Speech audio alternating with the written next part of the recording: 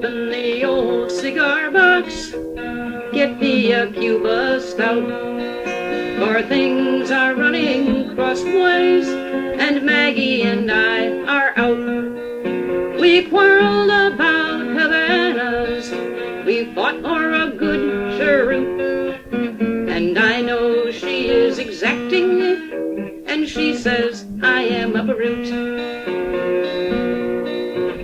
Open the old cigar box and let me consider a space in the soft blue veil of the vapor, musing on Maggie's face. Maggie's pretty to look at, Maggie's a loving lass, but the prettiest cheeks must wrinkle, and the truest of loves must pass.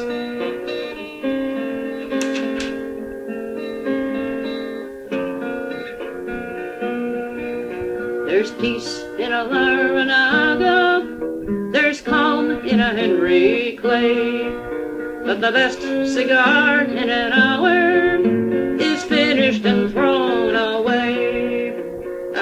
Thrown away for another, as perfect and ripe and brown, but I could not throw away Maggie for fear of the talk of the town.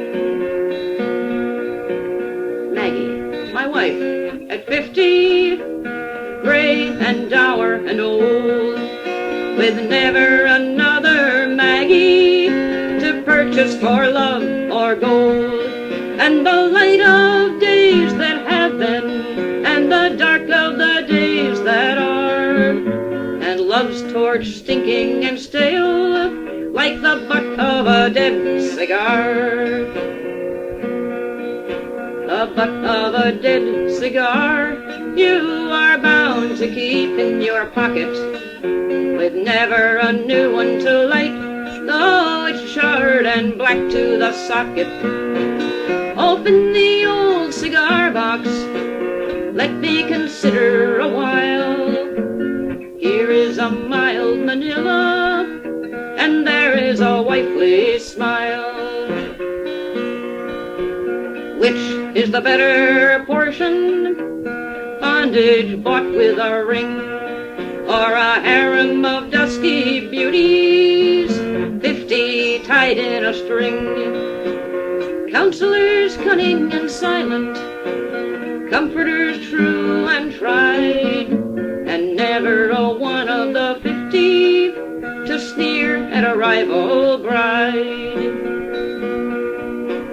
But in the early morning, solace in time of woes, peace in the hush of the twilight, balm ere my eyelids close. This will those 50 give me, asking for naught in return, with only a sutty's passion to do their duty and burn.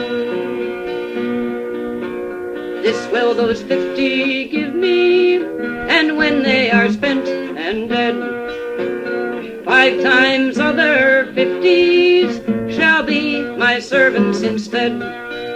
The pearls of far-off Java, the isles of the Spanish Main, when they hear that my harem is empty, will send me new brides again. I'll take no heed to their raiment, nor food for their mouths withal, so long as the gulls are nesting, so long as the showers fall. I will scent them with best vanilla, with tea I'll temper their hides, and the Moor and the Mormon shall envy, who read the tale of my brides. For Maggie has written a letter to give me my choice between the wee little whimpering love and the great god nicotine. I have been a servant of love for barely only a 12-month clear, but I have been priest of cabanas a matter of 7 years. And the gloom of my bachelor days is flicked with the cheery light of the stumps that I burn to friendship and pleasure and work and fight. And I turn my eyes to the future that Maggie and I must prove. But the only light on the marshes is the will-o'-the-wisp of love. Will it see me safe through my journey, or leave me bogged in the mire? Since a puff of tobacco can cloud it, shall I follow that fitful fire? Open the old cigar box, let me consider anew old friends, and who is Maggie that I should abandon you?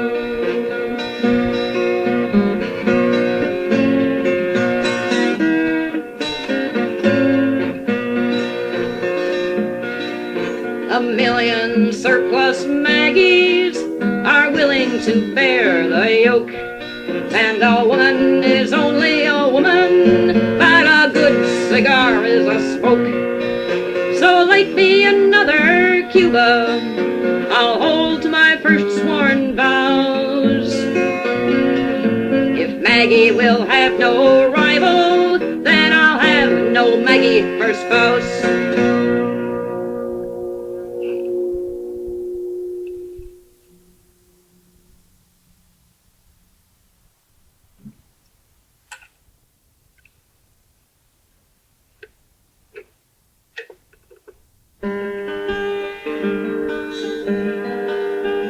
There's a widow in sleepy Chester who weeps for her only son. There's a grave on the Pabang River, a grave that the Burman shun. And there's Subadar Pride to worry, who tells how the work was done. A sniper screamed in the jungle, somebody laughed and fled, and the men of the first shikaris picked up their subaltern dead, with a big blue mark on his forehead and the back blown out of his head. Subadar Prag Tawari, Jemhadar Hiralal, took command of the party, 20 rifles in all, and marched them down to the river as the day was beginning to fall. They buried the boy by the river, a blanket over his face. They wept for their dead lieutenant, these men of an alien race. And they made a samad in his honor, a mark for his resting place. For they swore by the holy water, they swore by the salt they ate, that the soul of Lieutenant Eshmet Sab would go to his guardian state, with 50 pile of Burmans to open him heaven's gate. The men of the first shikaris marched till the break of day, till they came to the rebel village, the village of Pabang May. A jingle covered the clearing, caltrops hampered the way. Subadar Prag Tawari, bidding them load with ball, halted a dozen rifles under the village wall, sent out a flanking party with Jemadar Hiralal.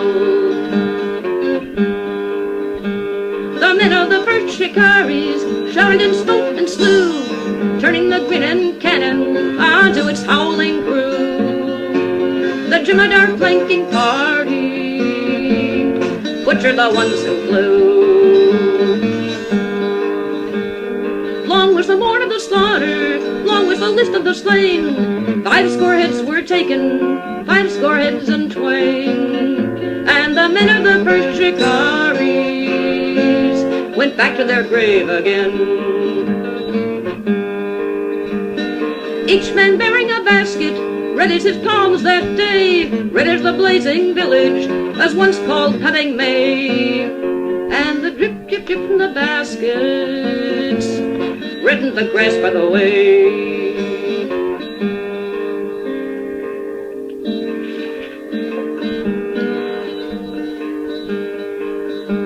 They made a pile of their trophies, tall as a tall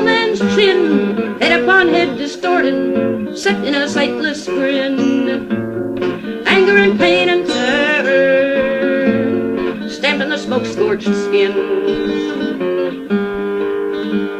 Subadar bragged to Wari, put the head of the bull on top of the mound of triumph, and the head of his son below, with a sword and the peacock banner, that the world might behold and know. Thus the Samad was perfect, thus was the lesson plain of the wrath of the first shikaris, and the price of their master slain. And the men of the first shikaris went back into camp again. Then a silence came to the river, a hush fell over the shore, and the bows that were brave departed, and snipers squibbed no more. For the Burman said that a white man's head must be paid for with heads 50.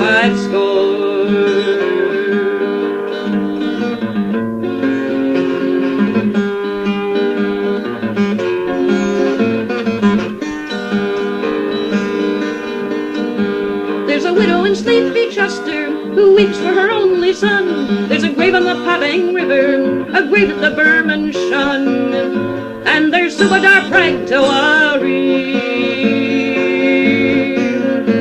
who tells how the work was done.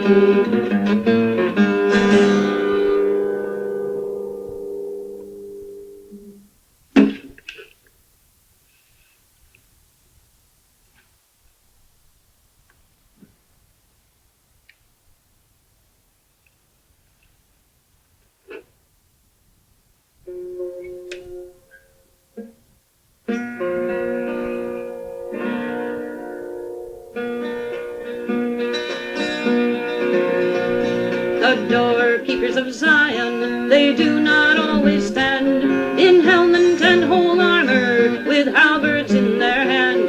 But being sure of Zion and all her mysteries, they rest a while in Zion, sit down and smile in Zion, and even jest in Zion at their ease. The gatekeepers of Baal, they dare not sit or lean, but fume and fret and posture, and foam and curse between. For being bound to Baal, whose sacrifice is vain, their rest is scant with Baal. They glare and pant for Baal, they mouth and rant for Baal in their pain.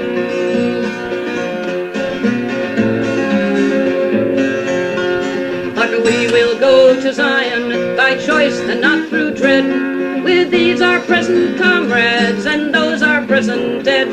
And being free in Zion, in both her fellowships, sit down and sup in Zion, stand up and drink in Zion, whatever cup in Zion is offered to our lips.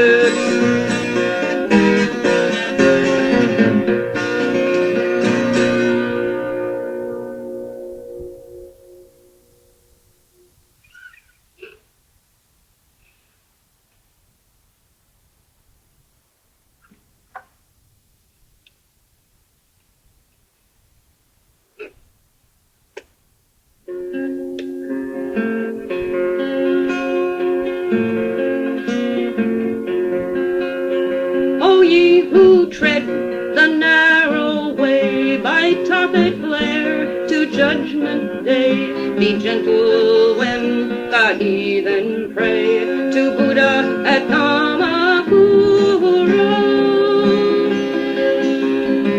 To him the way, the law apart, whom Maya held beneath her heart. Ananda's Lord, the Bodhisattva, the Buddha of Kamakura. For though he neither burns nor sees, nor hears you thank your deities, you have not sinned with such as these, his children at Kamakura. Yet spare us still the western joke, when joss sticks turn to say scented smoke, the little sins of little folk that worship at Kamakura. The grey robe, gay-sashed butterflies that flit beneath the master's eyes. He is beyond the mysteries, but loves them at Kamakura. And whoso will from pride released, condemning neither creed nor priest, may feel the soul of all the East about him at Kamakura. Yes, every tale Ananda heard of birth as fish or beast or bird, while yet in lives the master stirred, the warm wind brings Kamakura. Till drowsy eyelids seem to see a flower beneath her golden tree, the Shui Dagon flare easterly from Buddha, from Burma to Kamakura. And down the loaded air there comes the thunder of Tibetan drums, and droned Om Mani Padme Hums, a world's width from Kamakura. Yet Brahmins rule the Naras still, but Gaya's ruins pit the hill, and beef-fed zealots threaten ill to Buddha and Kamakura. A tourist show, a legend told, a rusting bulk of bronze and gold, so much and scarce so much you hold the meaning of Kamakura.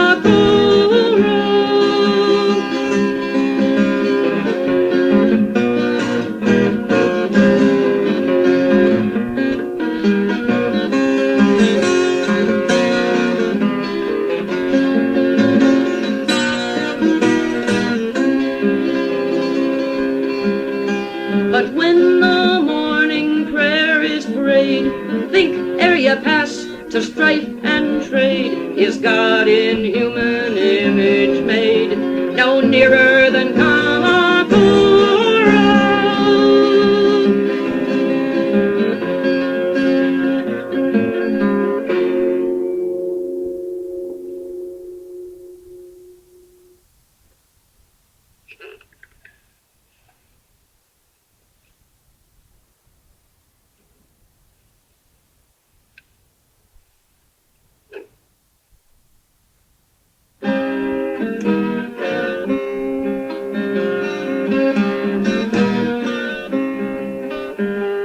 I was the staunchest of our fleet, till the sea rose beneath my feet, unheralded in hatred past all measure. Into his pits he stamped my crew, buffeted, blinded, bound and threw, bidding me eyeless wait upon his pleasure.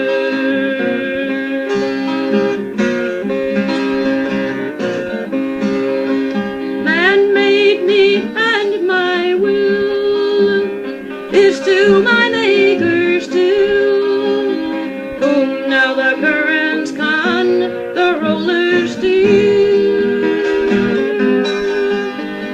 lifting forlorn to spy, trailed smoke along the sky, falling afraid lest any keel come near.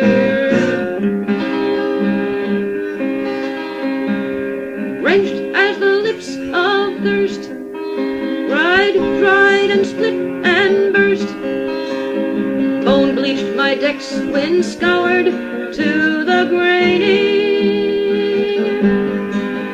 and jarred at every roll the gear that was my soul, answers the anguish of my beams complaining.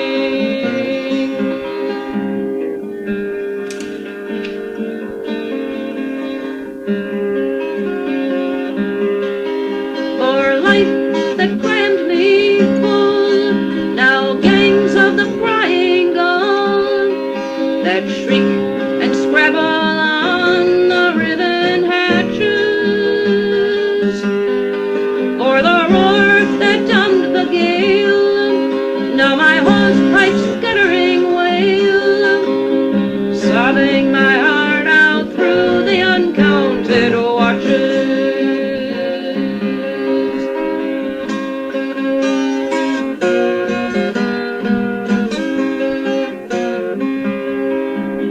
Blind in the hot blue ring, through all my points I swing, swing and return to shift the sun anew. Blind in my well-known sky, I hear the stars go by, mocking the prow that cannot hold one true.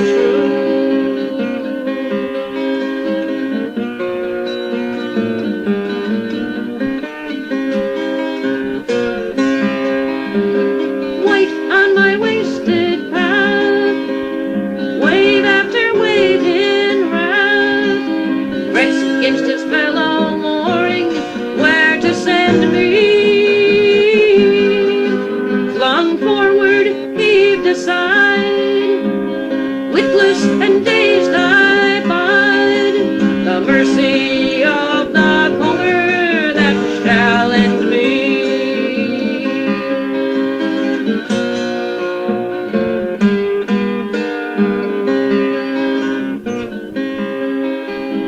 North where the bergs careen, the spray of seas unseen smokes round my head and freezes in the falling.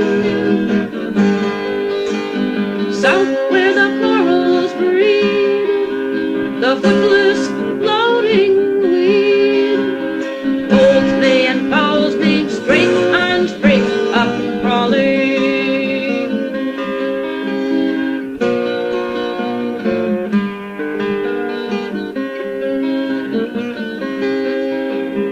I that was clean to run my race against the sun, strength on the deep am barred to all disaster, whipped forth by night to meet my sister's careless feet, and with a kiss betray her to my master.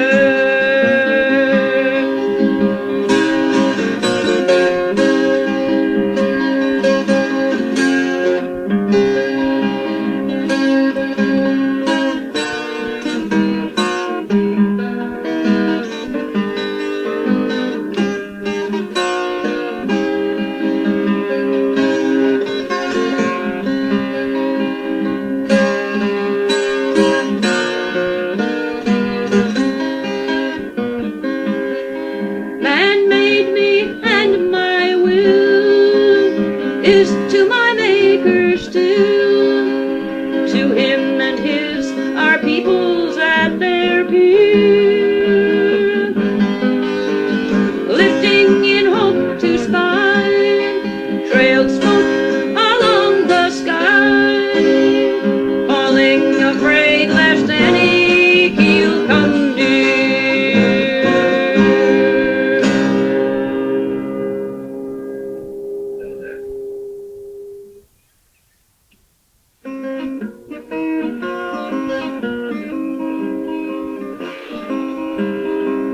A fool there was, and he made his prayer, even as you and I, to a rag and a bone and a hank of hair. We called her the one who didn't care, but the fool, he called her his lady fair, even as you and I. Oh, the years we waste and the tears we waste and the work of our head and hand belonged to the woman who didn't know, and now we know she never could know and did not understand. A fool there wasn't as goods he spent, even as you and I, honor and faith and a sure intent, and it wasn't the least what the lady meant, but a fool must follow his natural bent, even as you and I. Oh, the toil we lost and the spoil we lost and the excellent things we planned belonged to the woman who didn't know why, and now we know she never knew why and did not understand.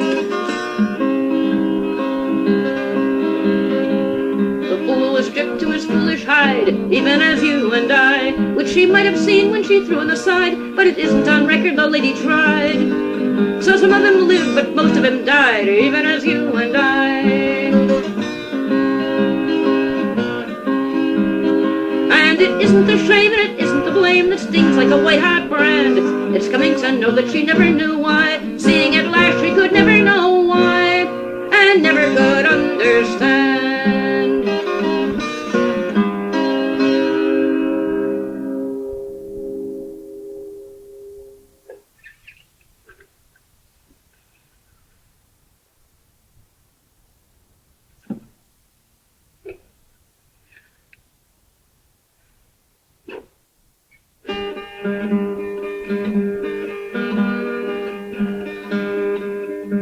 Whence comest thou, Ghazi, so reverent to behold, in scarlet and in ermines, and chain of England's gold? From following after Naaman, to tell him all is well, whereby my zeal hath made me a judge in Israel.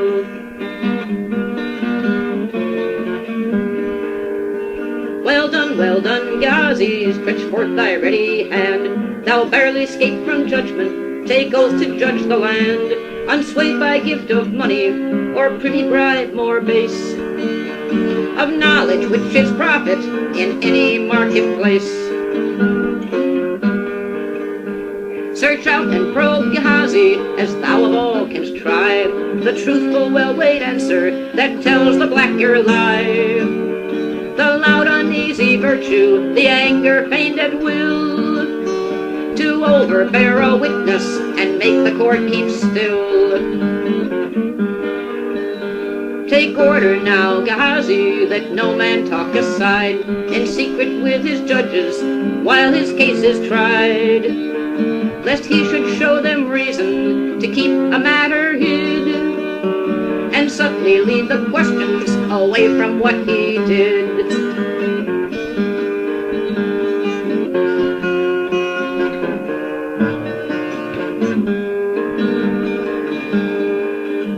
Thou mirror of uprightness, what ails thee at thy vows? What means the risen whiteness of skin between thy brows?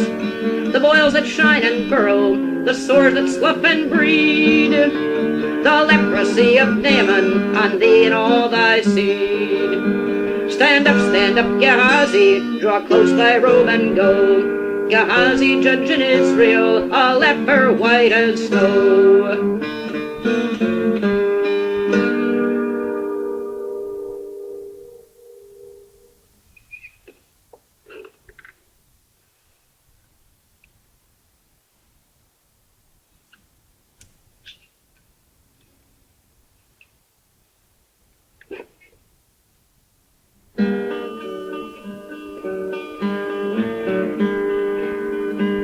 God rest you, peaceful gentlemen, let nothing you dismay, but leave your sports a little while, the dead are born this way.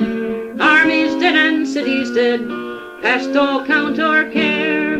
God rest you, merry gentlemen, what portent see you there? Singing, break ground for a wearied host that have no ground to keep.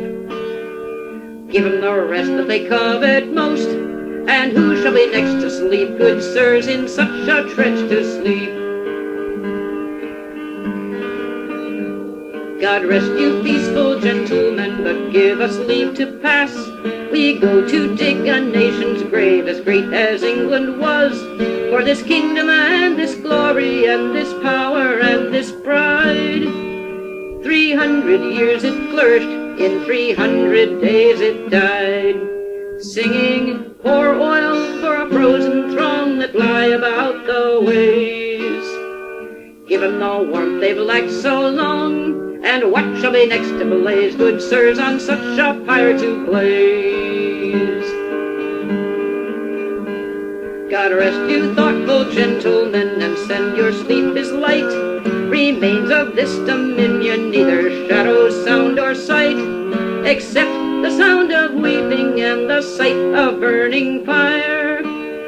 shadow of a people that is trampled into mire, singing break bread for a starving folk that perish in the field. Give them their food as they take the yoke, and who shall be next to yield? Good sirs, that hurt such a bribe to yield.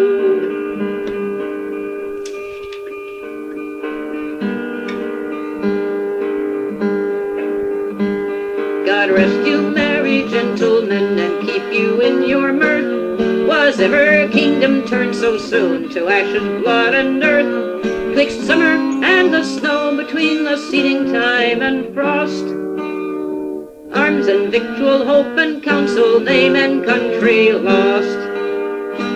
Singing, let down by the foot and the head, shovel and smooth it all. So do we bury a nation dead, and who shall be next to fall? Good sirs, with your good help to fall.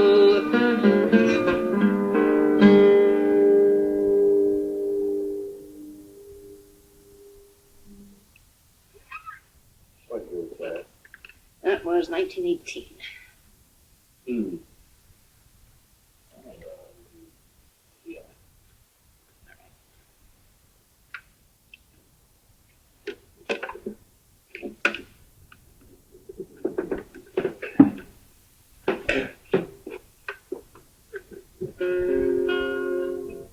See.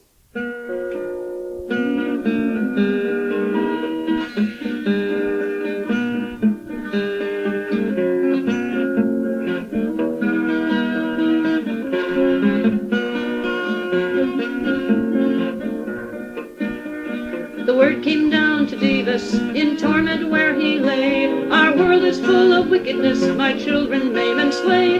And saint and seer and prophet can make no better of it than to sanctify and prophesy and pray. Rise up, thou Davis, and take again thy gold, and thy women and thy houses as they were to thee of old. It may be grace has found thee in the furnace where we bound thee, and thou shalt bring the peace my son foretold. Then merrily rose Davis, and leaped from out his fire. He walked abroad with diligence to do the Lord's desire.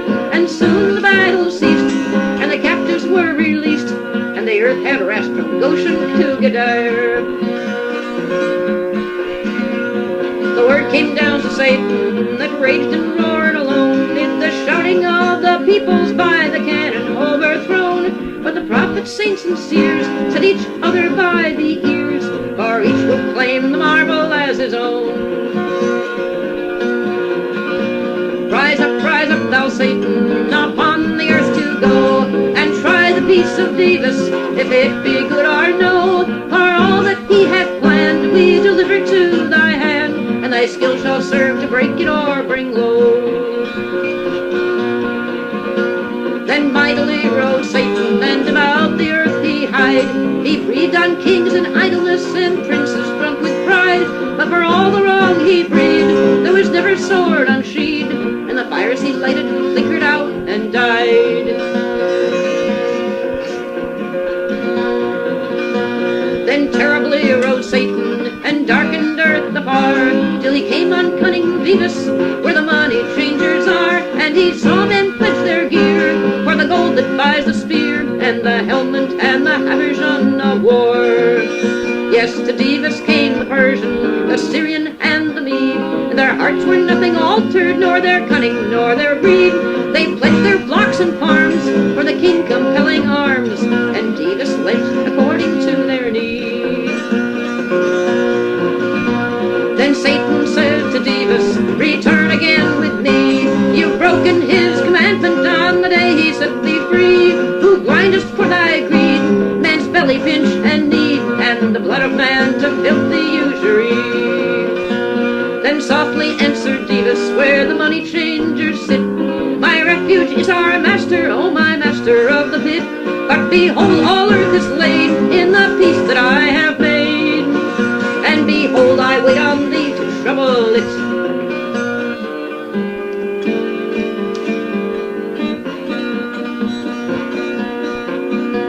Then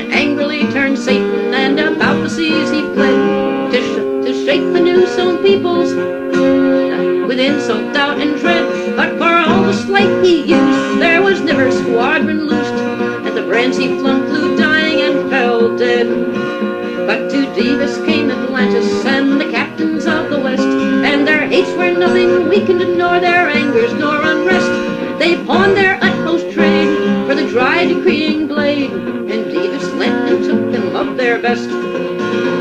Then Satan said to Davis, declare thou by the name the secret of thy subtlety that turneth mine to shame. It's known through all the hells how my peoples mocked my spells, and my faithless kings denied me ere I came. Then answered cunning Davis, do not gold and hate abide at the heart of every magic, yes, and senseless fear beside.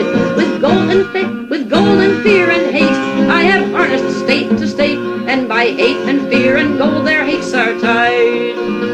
For hate men seek a weapon, for fear they seek a shield, keener blades, broader targets than their frantic neighbors wield.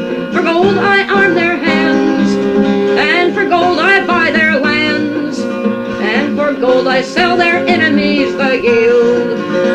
Their nearest foe may purchase, their furthest friends may lease, one by one from ancient Akkad to the islands of the seas. And the covenants they make for the naked iron's sake, but I track them armored into peace. The flocks that Egypt led me to Syria I drave, and Pharaoh has the increase of the herds that Sargon gave. Not for Ashdod overthrown will the kings destroy their own, or their peoples wake the strife they feign to brave. Isn't Carchemish like Calmo for the steeds that they desire? They've sold me 7 harvests that I sell to crowning Tyre, and the Tyrian sweeps the plains with 1,000 hired wains, and the cities keep the peace and share the hire. Hast thou seen the pride of Moab? For the sword's about his path. His bond is to Philistia in half of all he hath. He dare not draw the sword till Gaza give the word, and he get release from Ashkelon and Gath. Wilt thou call again thy peoples? Wilt thou raise anew thy kings? Lo, my lightnings pass before thee, their whistling servant brings. There the drowsy street hath stirred every mast and midnight word, and the nations break their fast upon these things.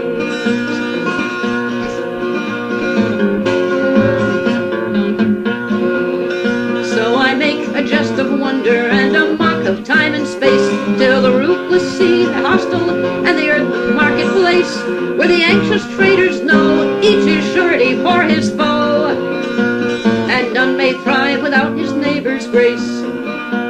Now this is all my subtlety, and this is all my wit. God give thee good enlightenment, my master in the pit. But behold, all earth is laid in the peace that I have made, and behold, I wait on thee to trouble it.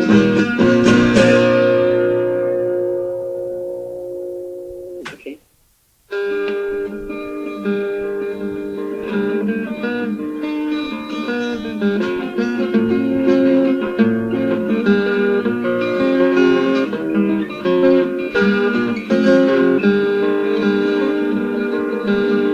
And the beltings, they roar around me, the power is shaking the floor around me, till the lace take up their duty and the midnight shift takes over. It is good for me to be here. Guns in Flanders, Flanders guns, I had a man that worked them once. Shells for guns in Flanders, Flanders shells for guns in Flanders, Flanders shells for guns in Flanders, feed the guns. Cranes and the carriers, they boom over me, the bays and the galleries, they loom over me, their quarter-mile of pillars growing little in the distance. It's good for me to be here. The Zeppelins and Gothas, they raid over us, our lights give warning and fade over us. 7,000 women keeping quiet in the darkness, so it's good for me to be here. The roofs and the buildings, they grow round me, eating up the fields I used to know round me, and the shed that I began in is a sub-inspector's office. So long have I been here.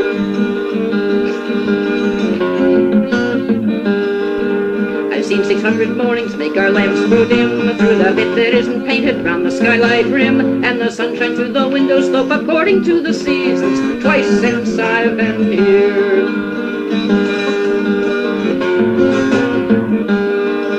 The trains on the sidings, they call to us with 100,000 blanks that they haul to us, and we send them what we finished, and they take it where it's wanted, for that is why we are here. Man's hate passes as his love will pass. God made woman what she always was. Them that bear the burden, they will never grant forgiveness so long as they are here. Once I was a woman, but now that's by with me. All I loved and looked for, it must die with me. But God has left me over for a servant of the judgment, and I serve his judgment here. Guns in Flanders, Flanders, guns. I had a son that worked them once. Shells for guns in Flanders, Flanders, shells for guns in Flanders, Flanders, shells for guns in Flanders,